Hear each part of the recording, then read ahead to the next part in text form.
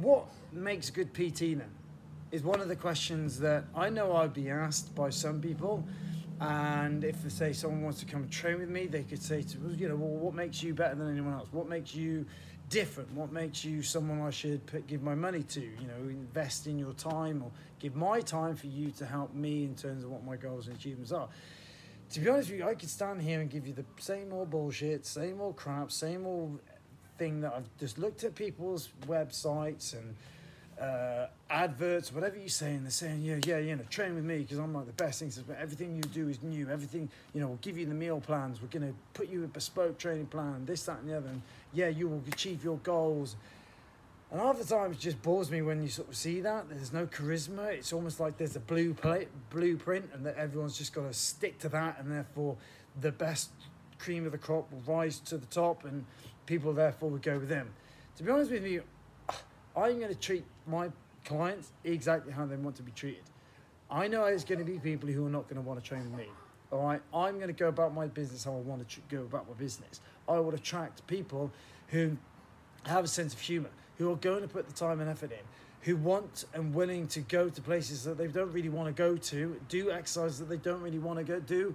But at the same time, I will understand that. I will understand that people have barriers. People have little days where they're going to have peaks and troughs, and there's going to be things that are going to put in place. So my flexibility in terms of helping people will be basically understand I'm just going to come down or go up. Actually go with that, go up to that level of the person, because I ain't arrogant. I ain't going to start looking down on people saying I'm better than you just because I do this.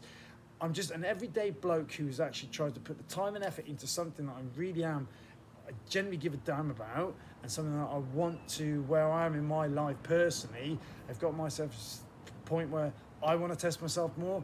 I want to push myself to the barriers. I want to get over those barriers. There's new barriers that come along. I've used various things in my time to try and help overcome them.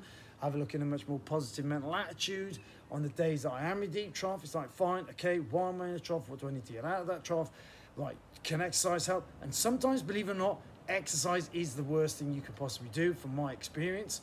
It isn't always the be all and end all in terms of having a positive mental effect on someone, because if you sort of become deep trough and then you start pushing for something really hard, it can actually then have a negative where you start thinking negative thoughts about that. And when you know your goal to lose weight, get fitter, run quicker, lift more, etc., if you start having negative thoughts of that because of what's happened, you haven't addressed that, then that exercise just adds to the problem that you've come up with.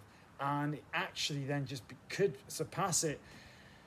And you look at sports people, half the time they're not happy about what they do. So there will be people who will tell you things like, you can eat this meal plan, you can eat this, you eat that.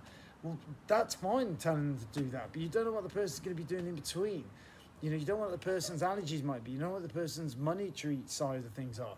At the end of the day, I just give advice and I will help people. I will go about that extra yard to help them in terms of, well, what is it that stands in your way perhaps a bit more? What is it you did last time that you didn't enjoy? What was it about this type of thing? Be really flexible and understand, you know what? There's nothing wrong with having an enforced rest day. There's nothing wrong with having 2 rest days, but it has to fall fit into the bigger picture, which helps you. So what does make a great personal trainer? Basically someone who doesn't bullshit you around.